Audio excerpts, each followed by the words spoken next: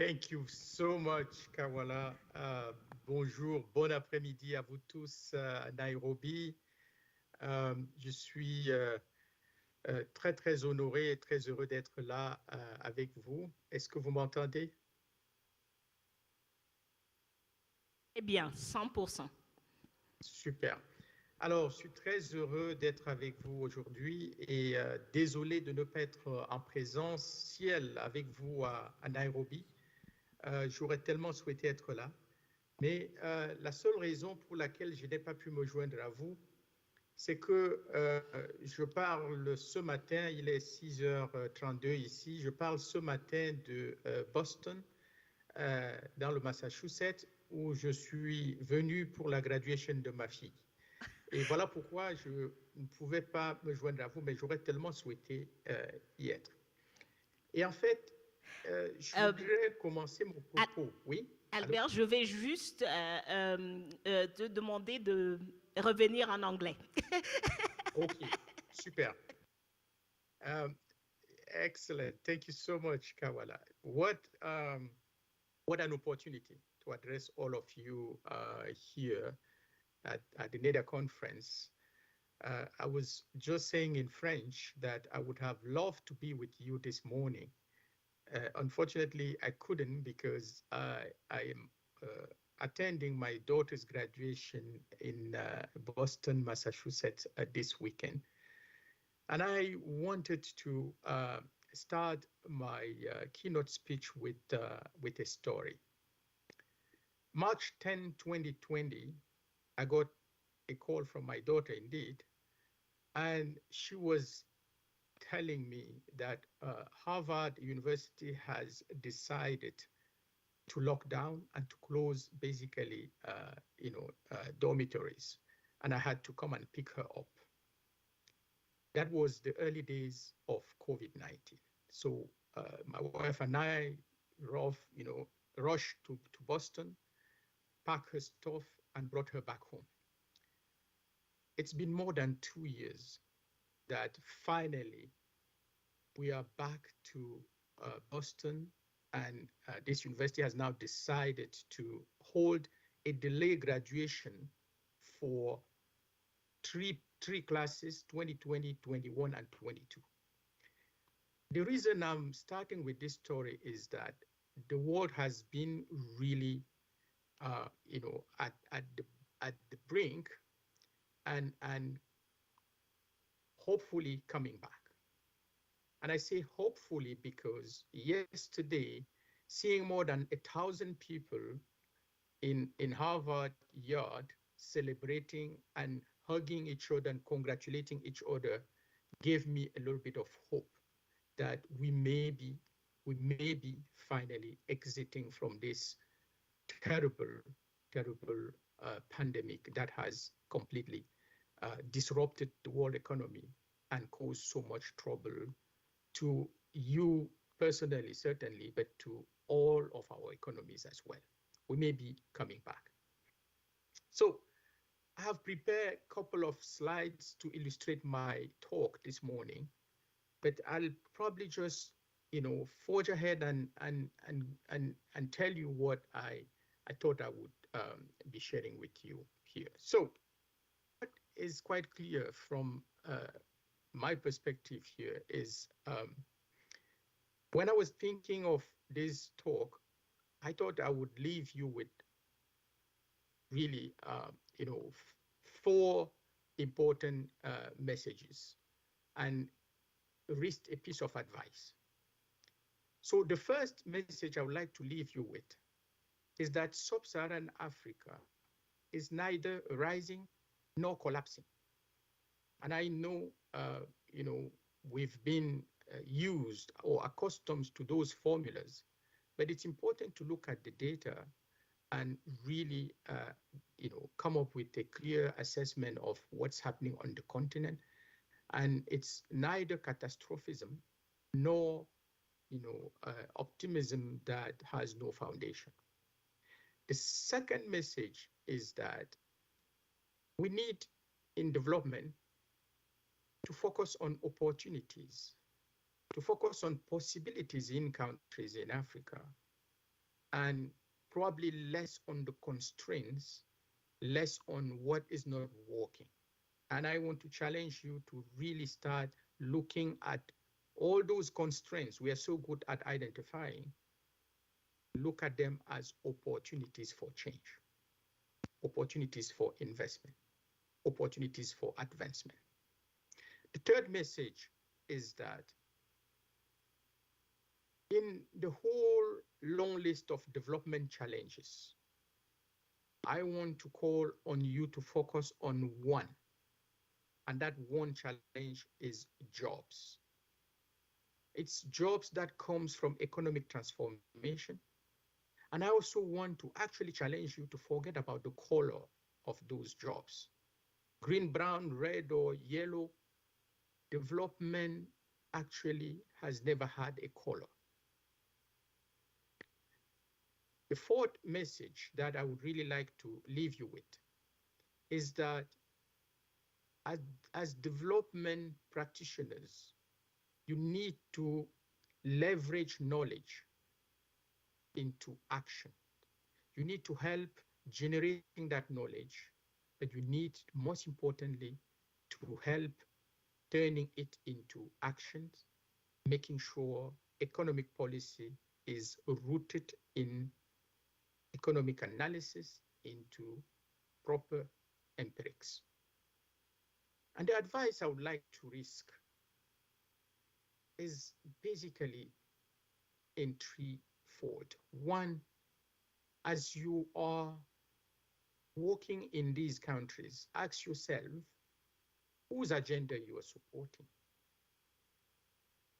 If your answer is more than 50% of what you're doing is actually supporting your agenda or somebody else's agenda, then you're very likely to fail.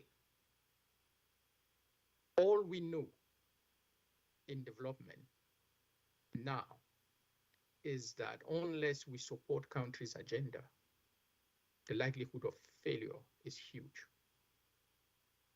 Second piece of advice, do fewer but bigger, more integrated things. And ask yourself, what's your comparative advantage? And the third important piece of advice is development experimentation is a very, very risky business. But unlike the startup industry, the cost of failure is huge, and it's in terms of lives. So with this said, let me now share my screen and illustrate some of those points with some charts, and hopefully that would allow us to better see what I'm trying to drive at. So give me a second for me to share my screen. It's loading. Good.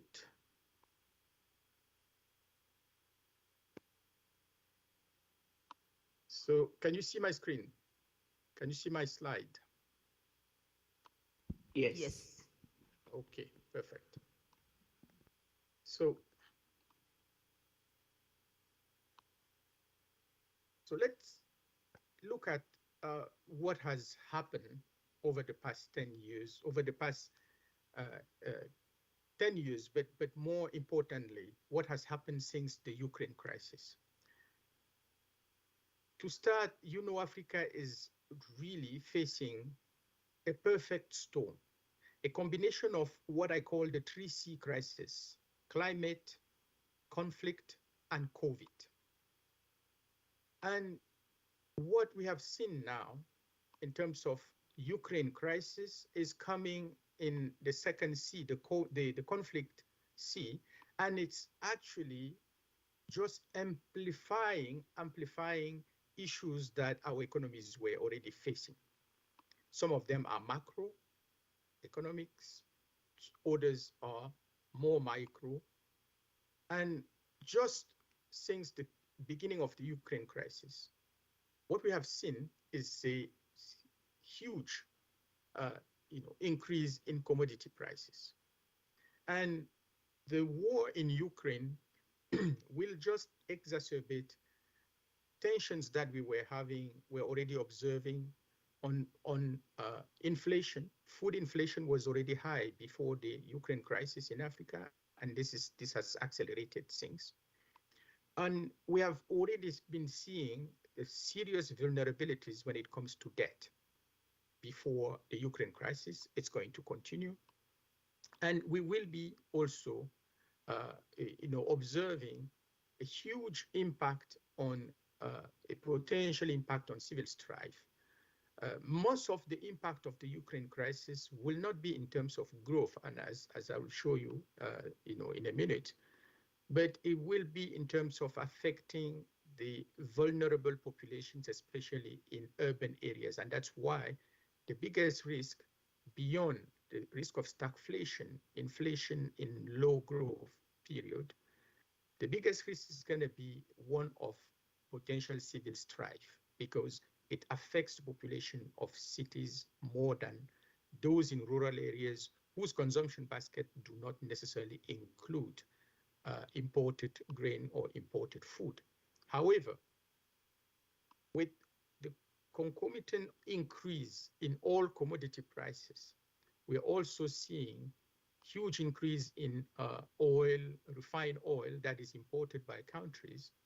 So cost of energy in cities and in countries is going to be increased. So it's about food, it's about energy, but it's also increasingly about fertilizers, which would therefore affect output of the agricultural sector moving forward. But in terms of growth, we will not necessarily see a big dent in Africa growth. We were on a path to what I would have called a perfect root square recovery, in the sense that with COVID-19, Africa's growth collapsed to its first recession in more than 20 years, contracting by 2%. But in 2021, we had a rebound that took us back to around 4%. And of course, going from that low base and from that recession, the rebound effect itself, cannot be confused with recovery. But clearly, at 4%, there was already a level of growth that was higher than per capita, higher than population growth, and that has actually restored us quite strongly into positive per capita growth territory. But with the crisis in Ukraine, we see growth decelerating to 3.6% in 2022. But because of the increase in commodity prices, we do believe growth will be maintained at around 3 to 4%, as we move towards 2023 and 2024, as you can see on this chart. It's certainly not the kind of recovery that we were expecting, and the Ukraine crisis is going to be not helping here. But we believe Africa as an economy is not collapsing. That's the first point I was making. I know number of you have heard the crisis in Ukraine being interpreted as the end of Africa. It's going to be all collapsing. But in terms of growth, the numbers do not support that argument. However, the crisis in Ukraine will be affecting or will be exacerbating tensions that we already had, such as food insecurity. And with climate change, what we have seen, especially in the Horn of Africa where you are, in the Horn of Africa, we have already seen serious drought that are playing. We have seen, cyclones in the southern part of Africa. Madagascar has been subject to severe and frequent cyclones that are jeopardizing output. So the climate shock that Africa was already experiencing threatening food security will be exacerbated, will lead to a huge need for food. The second important aspect is that, conflict has not abated in number of countries, and in the Sahel particularly, we're seeing, a resurgence of, terrorism and military coup, leading to an environment that is probably not going to be very, very conducive to growth in all this, in all those combined shocks, and that's what I call the perfect storm. But, we need to work with governments in Africa to implement the kind of policies that would then strengthen that recovery, that would strengthen resilience of these economies. And, the biggest threat vulnerable populations are facing is through inflation. And the risk to the economies is through stagflation. Basically, this high inflation in, a period where growth is actually not high enough, eroding purchasing power of household and threatening profitability of firms. So we need to work hard with governments to ensure that we have those policies that would ensure resilience.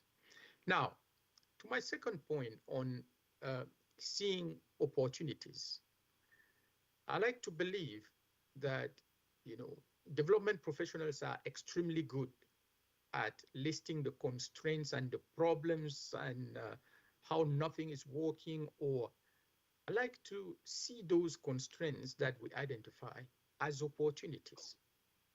Example, we all complain about Africa's not being connected. We complain, of course, about the number of countries that is extremely, large, and number of countries that are landlocked, number of, we have the colonial legacy. The map you're seeing here are major infrastructure. As you can see, most of those infrastructure were designed to, take commodities out of Africa, not to connect African countries. So it's all very, very challenging. But I do see this as the first opportunity for development practitioners. It's building that infrastructure, bringing in or finding the right financing mechanism to bring infrastructure on the continent.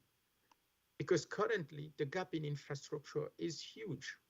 Depending, we have estimates, going from 100 billion per year to several hundred billions per year, depending on the agencies that assesses this. So this is an opportunity for investment. And development partners like GIZ, and you, and all of you should be working to try to turn this challenge into an opportunity. The next one emerges from what I call the 3-2-1 paradox. The 3-2-1 paradox is emerging from a recent book that my colleagues and I just published on trade, starting from the fact that Africa only contributes 3% to global trade. And by the way, also less than 3% to global GDP, as you can see on this chart.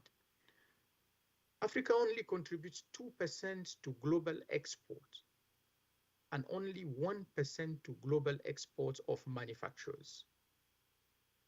Well, some see this as a huge problem, a huge challenge. I see it as an opportunity to expand trade, an opportunity to help Africa better integrate global value chains, an opportunity to actually help African countries build those regional value chains that could be stepping stone to integration in better segments of the global value chains. Because Africa is actually quite well integrated in the global value chain. The only problem is it's integrated forward, which means that we provide the raw materials for others to add value. Integrations in global value chains that create jobs, it's what economists call backward integration, basically, that we actually import raw materials or add value before exporting. So that's certainly one of the opportunities I see. And it is an important one because the global trade environment has been fast changing. In the middle part of this slide, you will see that global trade has actually been dominated by global value chain. So it's no longer which product you export, it's which part that you export. And that has changed completely the way we think of comparative advantage. It has changed the way economists think of international trade. But the chart next to it on the right side of right panel on this chart shows you what has changed since 2005, a little bit before, but since 2005, developing Asia's contribution to global GDP has far exceeded that of the US, Europe, and other parts of the region combined. And you'll see in the bottom of this chart that the contribution of Africa has been flat.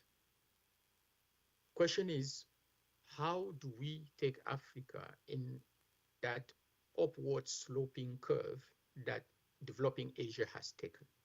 It may not be the same policies, may not be the same. It shouldn't actually be the same because that environment has changed. What led Asia, what led Thailand, Malaysia, Singapore in the 70s to integrate global value chain may no longer be relevant today. We have actually seen a rise in global protectionism. We have seen trade wars coming back. And we have seen COVID actually disrupting all these value chains. So it is about rethinking and reinventing ways to increase Africa's contribution to global GDP, and in that process, create jobs. Now, fortunately, at a time where the world was raising those barriers, at a time where the world was fighting trade wars, African countries actually decided to pool together and launch the Africa Continental Free Trade Area. And we believe this is once in a lifetime opportunity for these countries, but also for development partners to support something that clearly is showing promise, something that will certainly lead to better economic and development outcomes. So in a study that we've done at the World Bank, it's quite clear that the Africa Continental Free Trade Area is likely to lift millions of people out of poverty in Africa. It's likely to reduce not only extreme poverty, but relative poverty as well. It will be extremely useful for countries to, we estimate that it could cut off up to 30 million people, 30 million extreme poor, lift them out of poverty. Moderate poverty, it could actually lift more than 68 million out of moderate poverty. And the total exports could increase by more than 29%. This is a study my colleagues and I have done using all the sophisticated macroeconomic model and global general equilibrium models to estimate what could happen if the AFCTA is implemented. So this is a huge opportunity. Let's support it.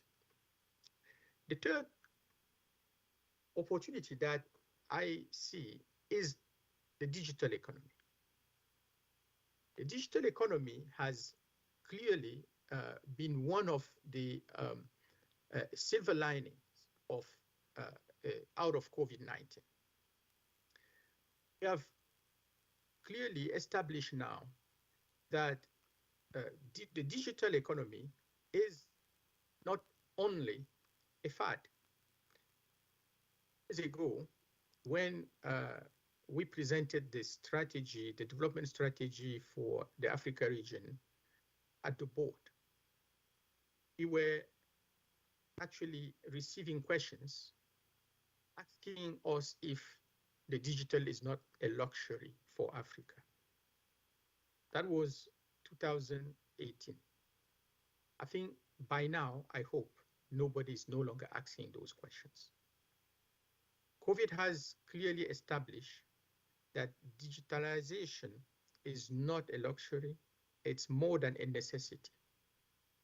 It is actually the next frontier for transformation, job creation, and growth. We have clearly established that um, you know, prospects for large-scale job creation center around investment in data-driven technologies are also a huge opportunity for Africa. And unlike other regions of the world, the digital has less likelihood to displace workers in Africa than it has elsewhere. So sub-Saharan Africa's workforce receives more than 22 net entrants per 22 million net entrants per year. This is basically the population age between 15 and 64. That's roughly 2 million new entrants on the labor market every year. And that is clearly the challenge facing all these countries, that of job creation. I'll come back to that in a second, but digital can actually contribute to that, to solving that conundrum.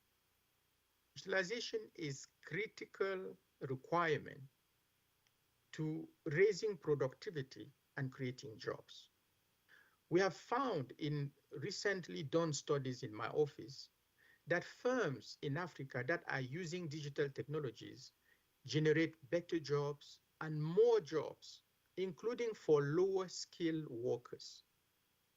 This is extremely important. Households covered by mobile internet also have better jobs with higher earnings and are less likely to be in poverty. This is again coming out of a very carefully done study that we just published. For households, mobile internet coverage is associated with 14% higher total consumption and 26% higher non-food consumption, extreme poverty rate. This is significant. And again, with COVID, we know how important the digital has been. I'm not going to be spending time. We're not going to be spending time on, digital finance and Pesa revolution that has clearly,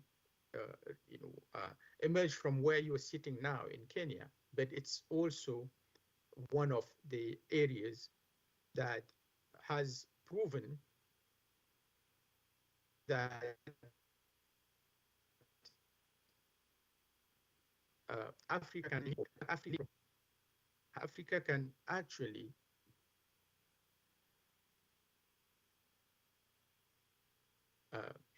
improve productivity of the financial sector, but also create opportunities for other will see clearly in Kenya. Let me speak of one more opportunity that I see, and that one is women empowerment. It is crucial that we realize that Africa cannot develop with half of its population. That is clearly the fact that women participation to labor market has been a driving force all across the world. It's been a it's been an important part of the increase in GDP, even in the US, as labor force participation of women increased and women started to really getting into, um, activities they were excluded from before. So um, my office has been doing studies on women empowerment, and I think one of my colleagues, Esther, will be speaking at this forum as well, to really document how women empowerment is and should be at the center of development in Africa. So, what have we learned? And that's really, really important.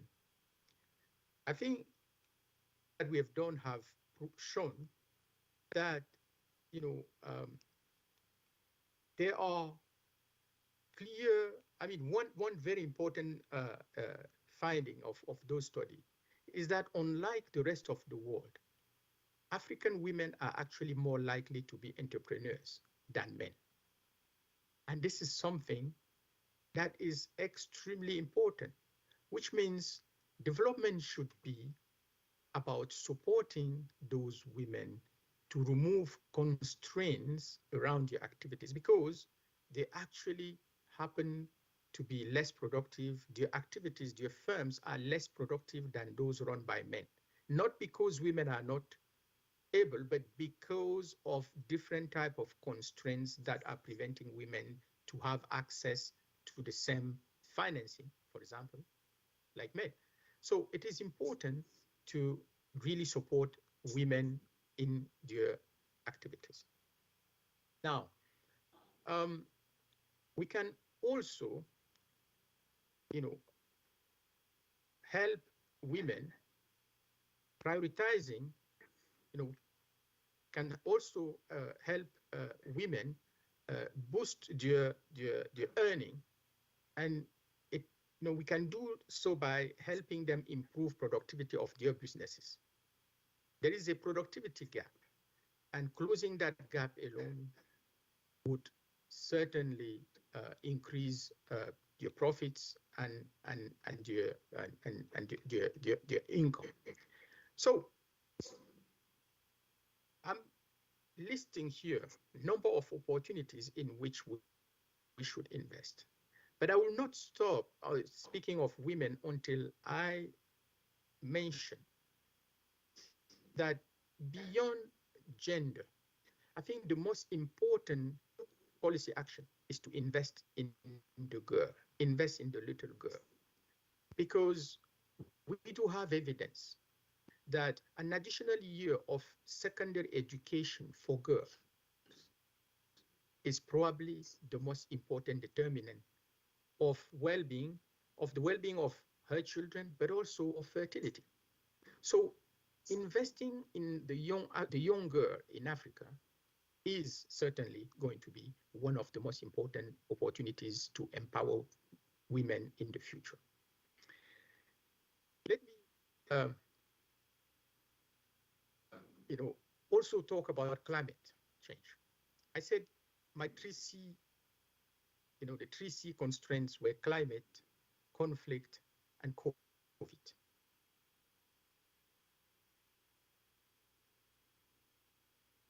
On climate change, I think here again, I invite you to see it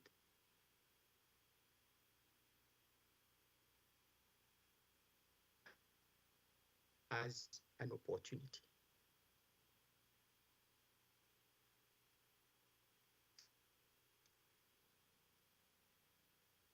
Climate change, as you all know,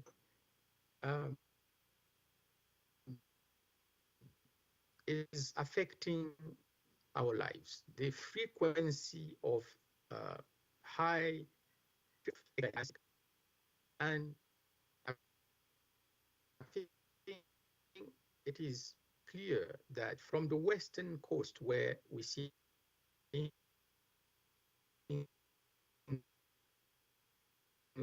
rising sea level hitting the coast of West Africa, advancing, Lake Chad losing most of water in the last 60 years. The droughts in the Horn of Africa,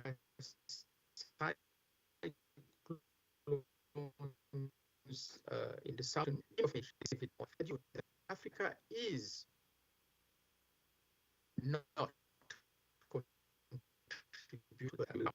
And here we do see again climate change here as an opportunity. Africa has interests, I have said earlier, and that's also therefore an opportunity for building. Africa is rich with minerals that will be critical for the green transition. Let's work with African countries to add value to those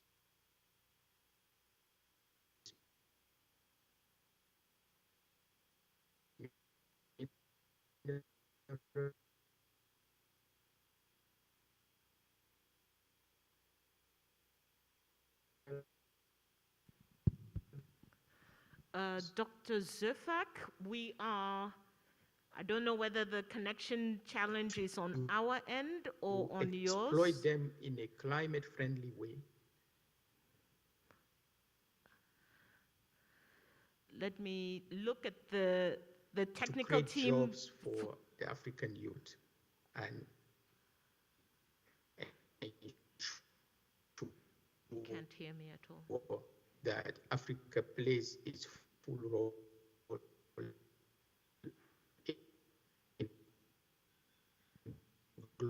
global transition to a carbon-free economy. Dr. Zeufack, can you hear me?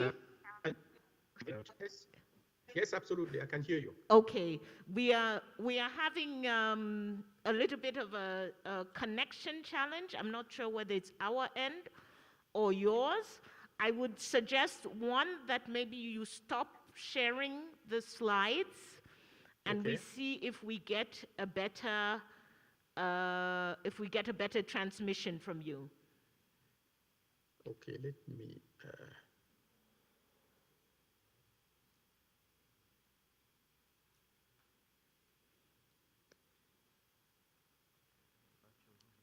Okay. I thought colleagues in the room can hear me. Can Yes, you? they can. They can. It looks like it's us here in the physical room. Okay, Physical room. go ahead. It sounds like it's a little bit better. Maybe not. Yeah, speaking of the digital, We all know speaking that of the sound. digital. Okay, so Yes. let me try to wrap up here. Yes, go ahead. We can hear you.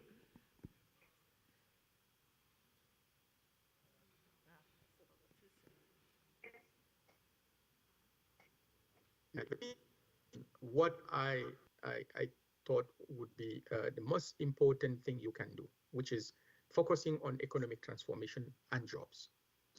And on this slide you're seeing here, we've come up with a little framework in my office on how to understand this. I was earlier saying jobs are the most important things we can do. We can help, we can facilitate, we can help create in our countries, because roughly 2 million young people enter the labor force every year in sub-Saharan Africa. So this is a huge challenge, but again, an opportunity here for us to contribute. Yeah. So how do we do that? We believe to create jobs through economic transformation, there are three important transition that needs to be met. The first is the technological transformation that needs to be invested in. The technological transformation is not just, but it's also technological upgrading within firms. It's investing in technology to raise agri productivity, which has been terribly low and which today is actually keeping African people in poverty. 82% of African poor live from subsistence agriculture.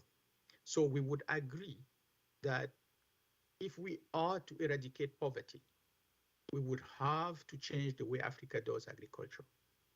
The current model is not working. Africa is the only area where technology has actually not penetrated agriculture.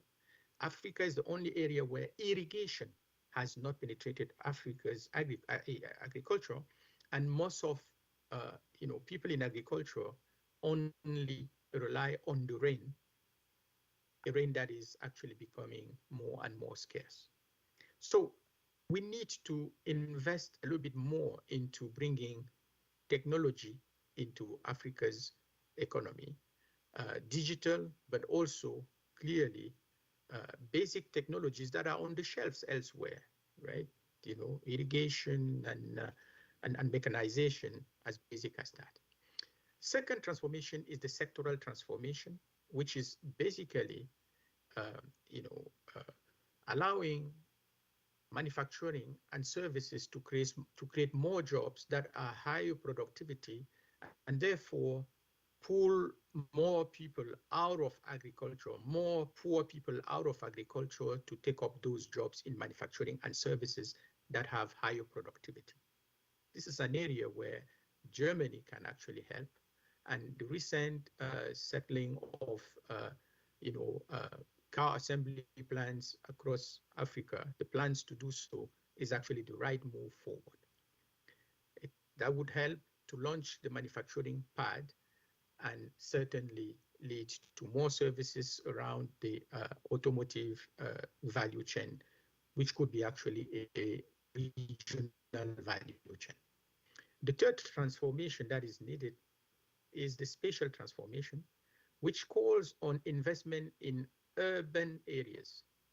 And that's very important. African cities are certainly not the most efficient, they're congested, and they're costly, which therefore limits the potential for private sector to set up investments and operate profitably. Currently needed as well.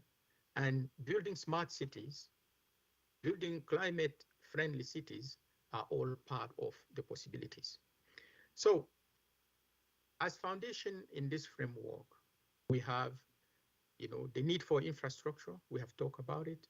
But on infrastructure, one very important one is power, which conditions the digital, conditions manufacturing and other services sector. Without power, it's almost impossible to get private sector development to take off.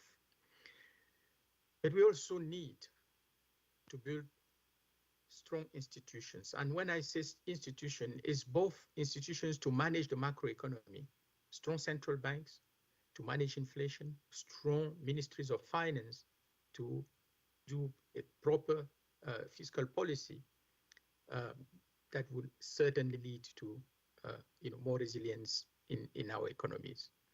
But we also need to build institutions that will allow the population to hold governments accountable.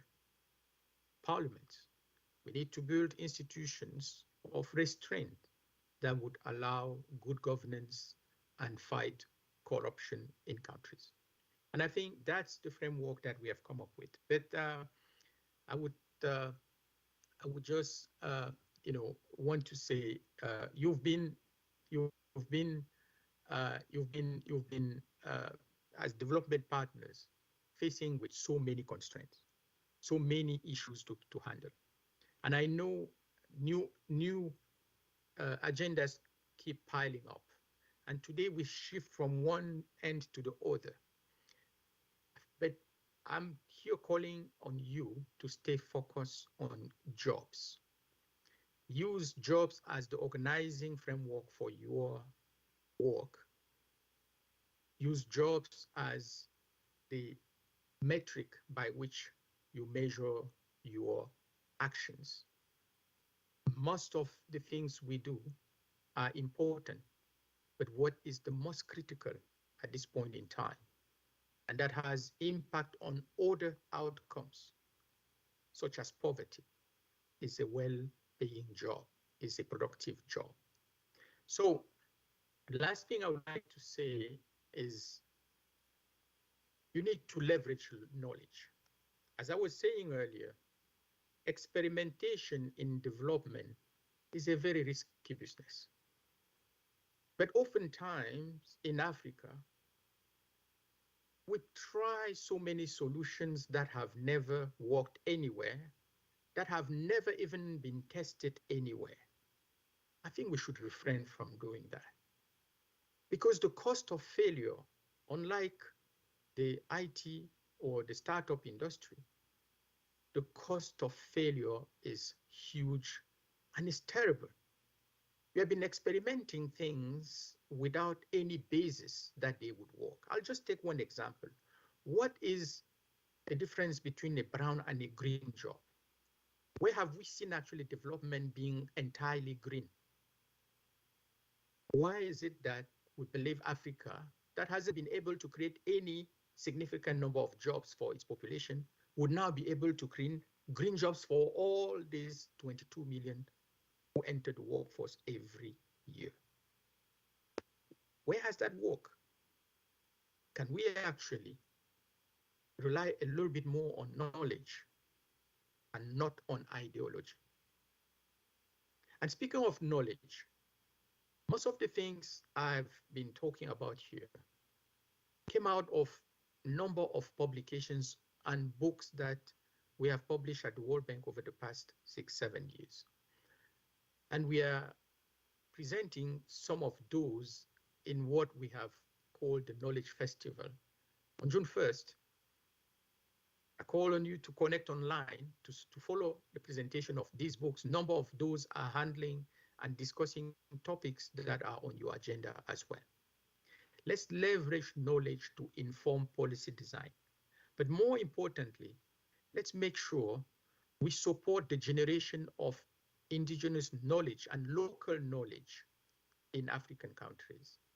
As evidence has shown that knowledge coming from elsewhere has less likelihood to be implemented than knowledge that is generated intrinsically, that's generated within countries, because people certainly believe more in it. Let's strengthen the think tanks to generate that knowledge, but also let's strengthen institutions that are in charge of applying that and in charge of generating those policies to be informed by knowledge. And I'm going to end here because this is something Germany has already been doing, and we've been working with Germany in the context of the Think Africa partnership to support implementation of the Compact with Africa, supporting think tanks in Africa, supporting young fellows, as you can see here, but also supporting chief economic advisors of government to apply that knowledge when they design policies. And I think that's certainly the way to go. Let me end by thanking you all for your attention, by, again, apologizing for not being there in person. But hopefully, the message here has been clear. And I just want to end on these 3 pieces of advice, which is, as you work in African countries, ask yourself, whose agenda are we supporting? Whose agenda are we implementing?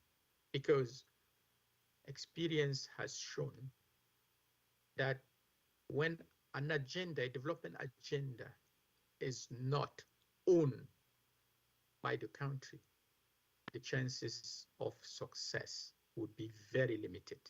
And this is probably the reason why, despite 40, 50 years of development assistance, sometimes we feel that nothing has changed. Nothing is happening. Second, do fewer but bigger things, more integrated things. Among the myriad of things we can do in development, there are a couple of them that actually have impact.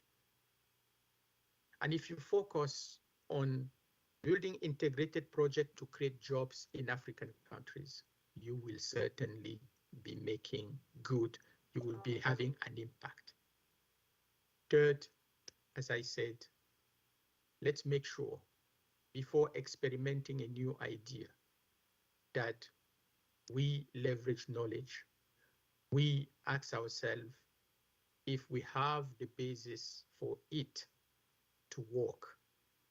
And let's certainly ask ourselves, what can we do better? How can we help Africa increase not only its participation in global trade, but how can we invest in those institutions to help Africa take its place in the world scene. With this, I'd like to thank you again. And as Kawala has said earlier, my name is Albert Zeufack. My German colleagues call me Herr Dr. Professor Zeufack, but I'm not German. Thank you very much.